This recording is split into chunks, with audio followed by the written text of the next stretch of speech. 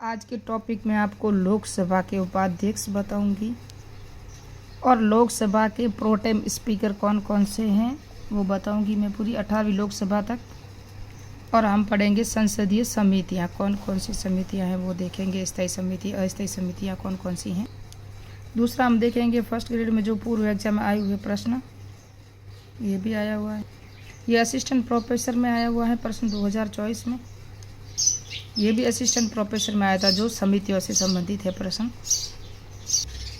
ये भी first grade 2022 में आया था लोकसभा से संबंधित। इन समितियों से बार बार प्रश्न आता है और उपाध्यक्षों से आता भी है, लोकसभा से, राज्यसभा से। क्योंकि मैं आपको बता दूं फर्स्ट ग्रेड जीके का जो पेपर है ना, वहाँ पर आपको केंद्र में जो राष्ट्रपति, प्रधानमंत्री, मंत्रिपरिषद, लोकसभा, राज्यसभा, राष्ट्रीय मानवाधिकार आयोग और राष्ट्रीय निर्वाचन आयोग, सब केंद्र से संबंधित ही टॉपिक में। आपका राज्य से संबंधित कोई टॉपिक नहीं है, न कि राज्यपाल है, न मुख्यमंत्री है, न कोई राज्य मानवाधिकार है। तो आप राजस्थान की पॉलिटी में ना घुसे, सिर्फ केंद्र की पॉलिटी देके वहाँ से ही प्रश्न आते हैं और मैंने आपको बताया भी है। और आगे हम स्टार्ट करते हैं क्योंकि मैं हमारा जो लोकसभा राज्यसभा चल रहा है ना, तो मैं शॉर्ट्स में ही दे रही हूँ। और कुल मिला के मेरा यही है कि मैं आपको ज़्यादा से ज़्यादा MCQ दूँ। आप ज़्यादा से ज़्यादा MCQ हल करोगे तो आपको पता चलेगा कि प्रश्न कहाँ से आता है और आपको उसको लेवल का पता चलेगा। आजकल RPSC ने बहुत सारा लेवल इतना हाई बनाया है कि अभी आपने एग्ज़ाम में देखा होगा सब इंस्पेक्टर का जो एग्ज़ाम हुआ है कैसा हुआ है। फर्स्ट पेपर कितना टफ था। अभी फर्स्ट ग्रेड का टाइम टेबल भी जारी हो चुका है। और मैं बता दूं फर्स्ट ग्रेड के एग्ज़ाम से पहले न्यू फर्स्ट ग्रेड और सेकंड ग्रेड रीट सब वैकेंसी आ चुकी हैं। और ये बजट सत्र कब होता है हमारा? बजट सत्र फरवरी से अप्रैल तक होता है, मार्च तक होता है सॉरी। तो 1 फरवरी को हमारा राजस्थान का बजट पेश होता है ना, तो आपको बजट से पहले ये वैकेंसियाँ कंप्लीट कर दी जाएगी जो 10,000 वैकेंसी आई है। तो मैं चाहती हूँ कि आप तैयारी जारी रखें और जल्दी से जल्दी आपका भी सिलेक्शन हो जाए। संसदीय समितियाँ वो हैं भारत में, देखो संसदीय समितियाँ है ना, भारत में मोंटेग्यू चेम्सफोर्ड अधिनियम 1919 आपको पता हो तो आया था। और 1921 में संसदीय समितियाँ अस्तित्व में आई थी, यानी कि 3 साल बाद उसके, है ना, जब 2 विभाग भी बने थे इस समय। ये सब मैं जब ये अधिनियम पढ़ाऊँगी ना आपको तो पूरा बता दूँगी। 1919 में रॉलेट एक्ट, 1919 में चेम्सफोर्ड अधिनियम, इन सब को हम देखेंगे डिटेल से आगे। और संसदीय जब इतिहास में ये सभी टॉपिक हमारे फर्स्ट ग्रेड में भी है। संसदीय समितियों का गठन कौन करता है? संसद द्वारा अनुच्छेद 118(1) के अंतर्गत निर्मित प्रक्रिया कार्य संचालन नियमों के अंतर्गत किया जाता है। संसद विधायी कार्यों को संपन्न करने और कार्यपालिका पर नियंत्रण रखने का कार्य इन समितियों के माध्यम से करती हैं। यह समितियां लघु संसद के रूप में कार्य करती, वेरी इंपॉर्टेंट है। अगर आपको पूछे ना संसद और लघु संसद किसको कहा जाता है तो आप इसको अंडरलाइन कर ले। लघु संसद कहा जाता है संसद की समितियां जो स्थायी और अस्थायी समितियां 2 प्रकार की होती हैं। तो संसद की समितियां 2 प्रकार की होती है। स्थायी समितियां ऐसी समितियां जो हमेशा अस्तित्व में रहती हैं, जिसका गठन प्रति वर्ष समय अनुसार होता है, यानी कि हर प्रत्येक वर्ष इसका गठन होता है, उसे कहते हैं स्थायी समितियां। अस्थायी समितियां जिसे तदर्थ समितियां भी कहा जाता है, ऐसी समितियां जो किसी विशेष बहुमत के लिए बनाई जाती हैं तथा उद्देश्य पूरा होने पर इसका कार्यकाल भी समाप्त हो जाता है। जो वित्तीय समितियां हैं ना वो 3 होती हैं, लोक लेखा, लोक उपक्रम, है ना, आगे हम देखेंगे तीनों को। पहले इसको ये सबसे पुरानी वित्तीय समिति लोक लेखा समिति। इस समिति का गठन भारत सरकार अधिनियम 1919 के अंतर्गत पहली बार 1921 में हुआ। इस समिति में 22 सदस्य होते हैं, जिसमें से 15 सदस्य लोकसभा से, 7 सदस्य राज्यसभा से होते हैं। लोकसभा प्रतिवर्ष अपने सदस्यों में से अनुपातिक प्रतिनिधित्व प्रणाली के अनुसार एकल संक्रमणीय मत द्वारा निर्वाचित करती है इन सदस्यों को, जबकि राज्यसभा 7 सदस्य नाम निर्देशित संयोजित किए जाएंगे। सदस्यों का कार्यकाल 1 वर्ष का होता है। लोक लेखा समिति का कार्यकाल कितना होता है? 1 वर्ष का होता है। लोकसभा से कितने सदस्य होते हैं और राज्यसभा से कितने सदस्य होते हैं और कुल कितने सदस्य होते हैं? लोकसभा से 15 सदस्य, राज्यसभा से 7 सदस्य, कुल मिला के 22 सदस्य होते हैं। किसके अंदर? लोक लेखा समिति में। याद रखना ये जो टॉपिक मैं पढ़ा रही हूँ ये सेकंड ग्रेड में भी है। संसद जिसके अंदर लोकसभा, राज्यसभा सभी हैं, वो सेकंड ग्रेड में भी ये टॉपिक आता है। लोकसभा का अध्यक्ष इस समिति के अध्यक्ष को मनोनीत किया जाता है। लोकसभा का अध्यक्ष होता है ना, उसके द्वारा इस समिति के जो अध्यक्ष होता है ना उसको मनोनीत किया जाता है, न कि निर्वाचित। लोकसभा का ही सदस्य है, किसी मंत्री को इस समिति का सदस्य नहीं बनाया जाता। मंत्री कितने होते हैं? कुल सदस्य जैसे कि 552 हैं लोकसभा के, उनका 15% 80 या 80 ने वो जितने भी सदस्य होते हैं ना, वो होते हैं मंत्री। उसके अलावा जो सदस्य होते हैं ना, उसको बनाया जाता है इसका अध्यक्ष, कोई मंत्री नहीं होगा। इस और 1967 में स्थापित परंपरा के अनुसार इस समिति का अध्यक्ष विपक्षी दल के किसी सदस्य को बनाया जाता है। तो ये परंपरा कब चली थी? 1967 में। समिति का जो विपक्ष का नेता होता है, जिस तरह वर्तमान में कौन है? राहुल गांधी है। आगे हम देखेंगे डिटेल से। 1967 में प्रथम बार श्री मीनू मसानी विरोधी दल के नेता ने इस समिति का अध्यक्ष मनोनीत करके नई परंपरा की शुरुआत की थी। 1967 में प्रथम बार मीनू मसानी ने, यानी कि विपक्ष का दल का जो नेता है, उसको अध्यक्ष बनाया जाएगा लोक लेखा समिति का। लोक लेखा समिति के सदस्यों का कार्यकाल 1 वर्ष होता है। प्राकलन समिति, इसे प्राकलन समिति की जुड़वा बहन भी कहा जाता है। इस समिति का प्रमुख उद्देश्य सार्वजनिक व्यय के दुरुपयोग एवं अनियमितता को संसद के सामने लाना था। यह समिति नियंत्रक महालेखा यानी कि CAG की रिपोर्ट को आधार बनाकर लोक व्यय का परीक्षण करती है, इसलिए CAG को लोक लेखा समिति मित्र और पंथ प्रदर्शक भी कहा जाता है। CAG को लोक लेखा समिति अपनी रिपोर्ट राज्यसभा को सौंपती है। 2024-25 में लोक लेखा समिति का अध्यक्ष कौन है? KC वेणुगोपाल। किसके? लोक लेखा समिति के अध्यक्ष कौन है? KC वेणुगोपाल। आपको याद रखें कितने सदस्य थे इसमें? 22। कितने थे लोकसभा से? 15। राज्यसभा से 7। कौन है अध्यक्ष? KC वेणुगोपाल। याद रखना। 1967 से इसकी क्या परंपरा चली थी? 1967 से ये परंपरा चली थी कि विपक्ष का जो दल का जो नेता है, उसको इसका अध्यक्ष बनाया जाएगा। प्राकलन समिति है ना, एस्टिमेटेड कमेटी। प्रथम बार 1950 में जॉन मथाई वित्त मंत्री की सिफारिश पर इस समिति का गठन किया गया। इस समिति में 25 सदस्य थे, जिनमें से 1956 में ये संख्या बढ़ाकर 30 कर दी गई। कितने थे पहले? 25। 1956 में 30 कर दी गई। संसद की स्थायी समितियों में यह सबसे बड़ी समिति है। तो प्राकलन समिति क्या है? सबसे बड़ी समिति है, क्योंकि इसके अंदर 30 सदस्य है। 56 के बाद हुए 30, इससे पहले 25 थे। इसके सदस्यों का चुनाव लोकसभा अपने सदस्यों में से आनुपातिक प्रतिनिधित्व की एकल सक्रिय मत पद्धति द्वारा एक की वर्ष के लिए करती है। इसका भी मंत्री समिति, इसमें भी मंत्री होते हैं ना, वो समिति के सदस्य नहीं होते हैं, जिस तरह लोक लेखा समिति में भी नहीं थे। समिति के अध्यक्ष का चुनाव लोकसभा अध्यक्ष करता है, यहाँ चुनाव करता है, जबकि लोक लेखा समिति में मनोनीत किया गया था अध्यक्ष को, है ना। सत्तारूढ़ दल के सदस्य का समिति का अध्यक्ष होता है। सत्तारूढ़ दल का जो सदस्य है ना, इस समिति का अध्यक्ष होता है। समिति के सदस्यों का कार्यकाल 1 वर्ष होता है। समिति सरकारी अपव्यय को रोकने की सिफारिश करती है। प्राकलन समिति स्थायी मतभेद समिति भी कहा जाता है इसे। प्राकलन समिति बजट अनुमानों की जांच तभी कर सकती है जब इस संसद के मतदान हो चुका, इससे पहले नहीं। यह समिति संसद द्वारा निर्मित नीतियों का प्रश्न नहीं उठा सकती। तो यह संसद द्वारा जो नीतियाँ होती है ना, उसकी निर्मित नीतियों का प्रश्न नहीं उठा सकती। इसकी सिफारिश परामर्शकारी होती है, बाध्यकारी नहीं है। जो प्राकलन समिति है ना, ये बाध्यकारी नहीं है। पहले सदस्य कितने थे? 25। अब कितने हैं? 1956 के बाद 30 सदस्य हैं, है ना। इसका अध्यक्ष भी विपक्ष का जो होता है, सत्तारूढ़ दल का सदस्य होता है। और इसकी समिति का जो अध्यक्ष का चुनाव कौन करता है? लोकसभा अध्यक्ष करता है। मंत्री इसके सदस्य नहीं होते हैं। पहली बार 1950 में जॉन मथाई की सिफारिश पर समिति का गठन किया गया था। ये भी अपनी रिपोर्ट लोकसभा को देती है। 2024-25 में प्राकलन समिति का अध्यक्ष संजय जायसवाल है। कौन है? संजय जायसवाल। लोक उपक्रम समिति, कमेटी ऑफ पब्लिक अंडरटेकिंग, ये तीसरी समिति है जो लोक लेखा समिति, लोक उपक्रम समिति अब है लोक उपक्रम समिति और प्राकलन समिति दो हमने पढ़ ली। लोक लेखा और प्राकलन समिति हमने 2 पढ़ ली है। ये स्थायी समितियां हैं, है ना, लोकसभा की, याद रखना। स्थायी समितियों में हमने पढ़ा है 3 समितियां हैं जो 2025 में ये बता दिया कौन है इसके अध्यक्ष कौन है। 2024-25 में लोक उपक्रम समिति के बैजयंत पांडा। इस समिति का गठन 1964 में करसन मेनन समिति की सुझाव पर किया गया था, जबकि प्राकलन समिति का 1950 में जॉन मथाई की सिफारिश पर किया गया था, क्योंकि उस समय वो क्या थे? वित्त मंत्री थे। और इनको 1964 में करसन मेनन समिति की सुझाव पर, इसमें भी 22 सदस्य होते हैं, जिस तरह लोक लेखा समिति में थे, हमने देखा था। 15 सदस्य लोकसभा में से, 7 सदस्य राज्यसभा में से, तो वो उसी में भी यही थे। किसमें? लोक लेखा समिति में, जो पहली समिति हमने पढ़ी थी। लोकसभा प्रतिवर्ष अपने सदस्यों का आनुपातिक पद्धति की एकल सक्रिय मत प्रणाली द्वारा निर्वाचित करती है, जबकि राज्यसभा 7 सदस्य नाम निर्दिष्ट संयोजित किए जाएंगे। समिति के अध्यक्ष का चुनाव लोकसभा अध्यक्ष, यहाँ भी लोकसभा अध्यक्ष लोकसभा का सदस्य ही होता है। लोकसभा का जो सदस्य होता है ना, उसी को अध्यक्ष बनाया जाता है। मंत्री समिति का सदस्य नहीं होते, इसमें भी नहीं होते। समिति के सदस्यों का कार्यकाल 1 वर्ष। समिति अपनी रिपोर्ट लोकसभा को देती है।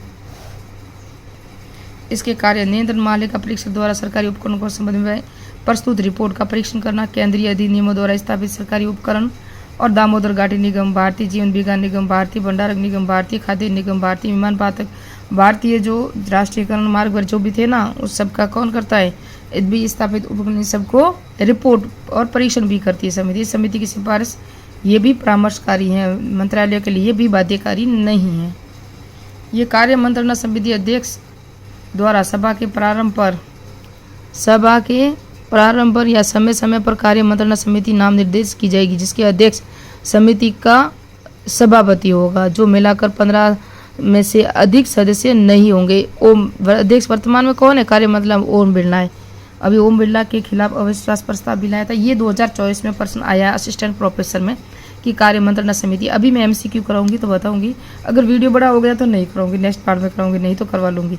गैर सरकारी सदस्य, विधायक और संकल्प समिति सदस्य, इनमें से 15 सदस्य होते हैं। गैर सरकारी सदस्यों के विधायक और संकल्प समिति इसमें 15 सदस्य होंगे। अध्यक्ष द्वारा नाम निर्देशित 1 वर्ष का इसका भी कार्यकाल है।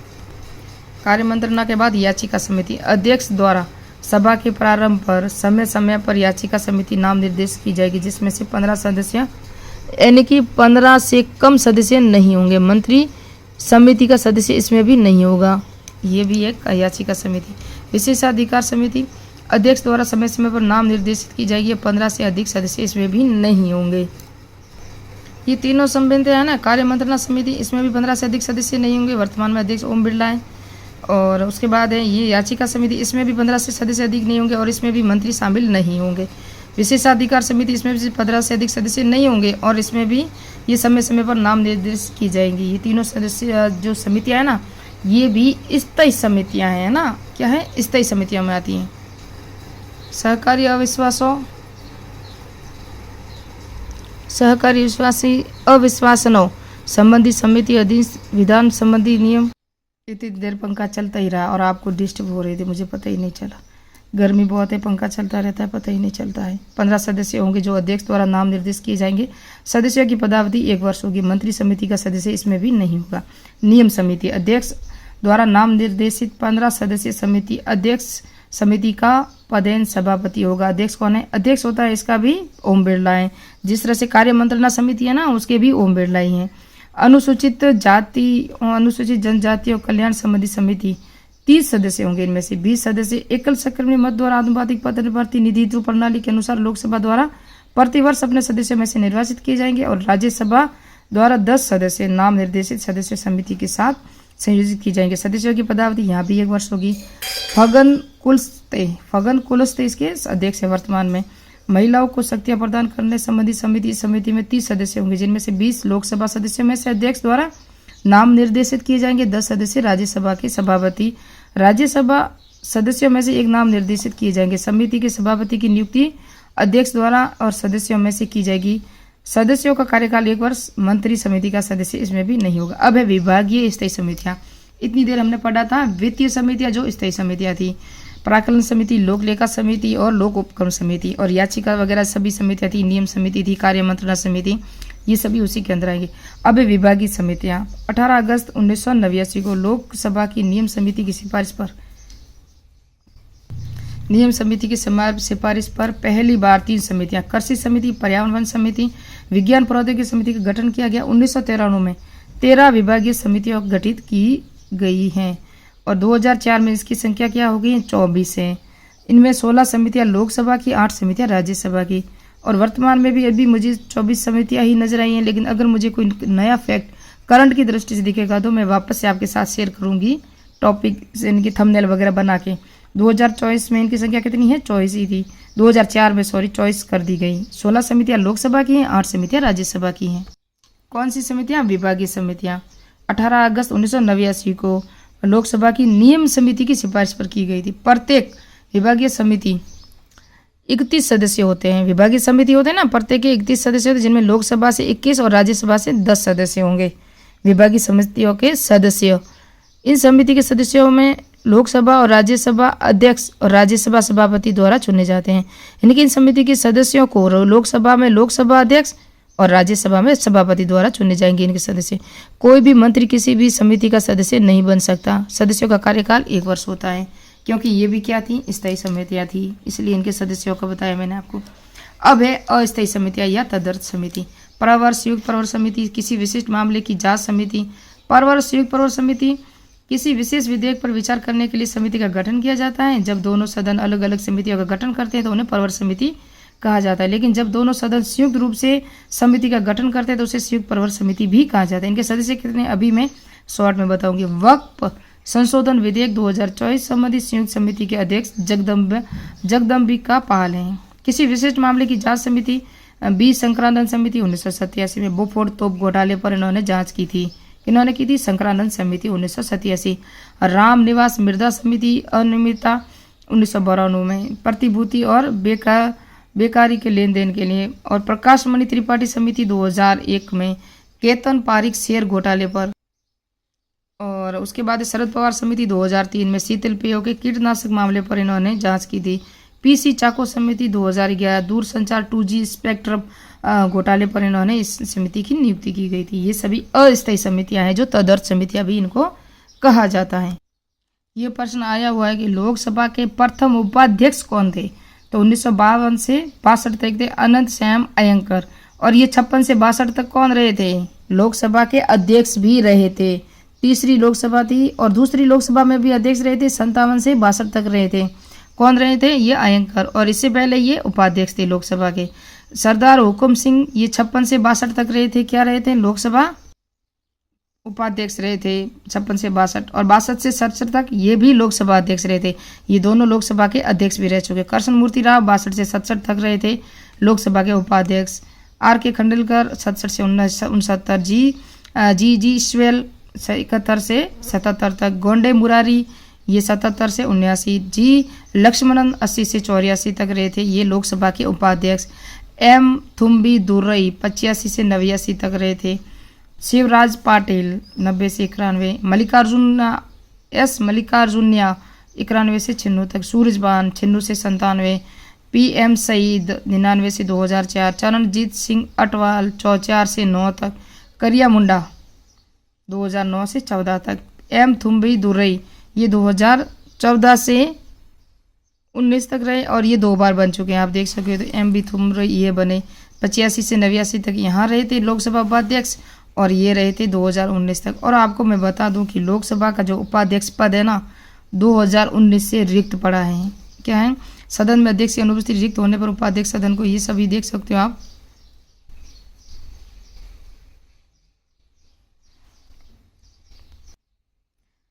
प्रथम लोकसभा के जो प्रोटेम स्पीकर थे GV मावलकर, उसके बाद हैं V दास हुकम सिंह प्रोटेम स्पीकर भी रह चुके हैं, लोकसभा के अध्यक्ष भी रह चुके हैं, लोकसभा के उपाध्यक्ष भी रह चुके हैं। दूसरी, तीसरी, चौथी और 5वीं लोकसभा के प्रोटेम स्पीकर रहे थे सेठ गोविंद दास।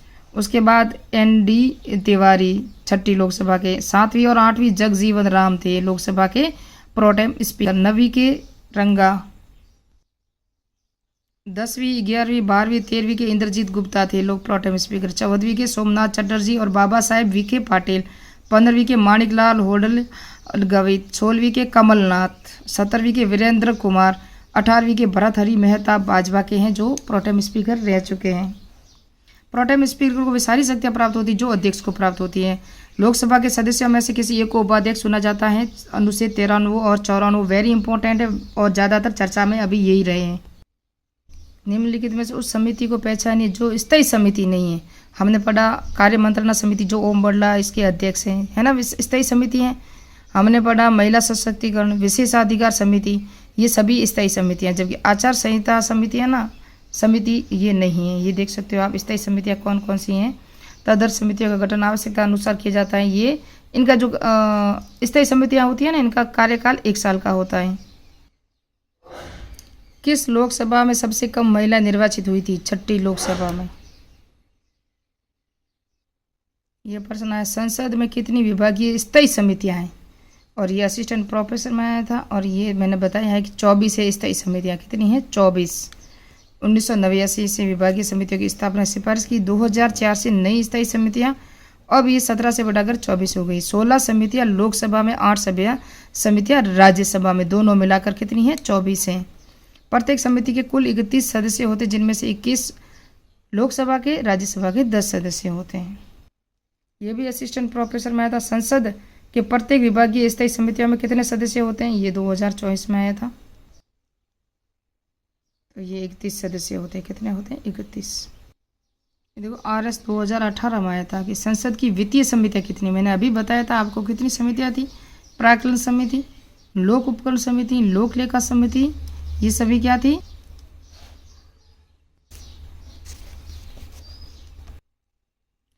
कौन सी समिति प्राक्कलन समिति की जुड़वा बहन कहा जाता है? तो लोक लेखा समिति। मैंने अभी आपको पढ़ाया। तो अभी ये वीडियो पूरा करते हैं, पर मिलते हैं नेक्स्ट पार्ट में। नेक्स्ट पार्ट में और पढ़ेंगे अगर MCQ हुआ तो, नहीं तो ये सब तो मैंने बता दिया। एक तो प्रोटेम स्पीकर बता दिए, लोकसभा उपाध्यक्ष बता दिए। अब हम हाई कोर्ट या कार्यपालिका स्टार्ट करेंगे नेक्स्ट पार्ट में, उसके MCQ और शॉर्ट नोट्स। मिलते हैं नेक्स्ट पार्ट में, नेक्स्ट वीडियो में। मेरे चैनल को सब्सक्राइब कीजिए, लाइक कीजिए, कमेंट कीजिए।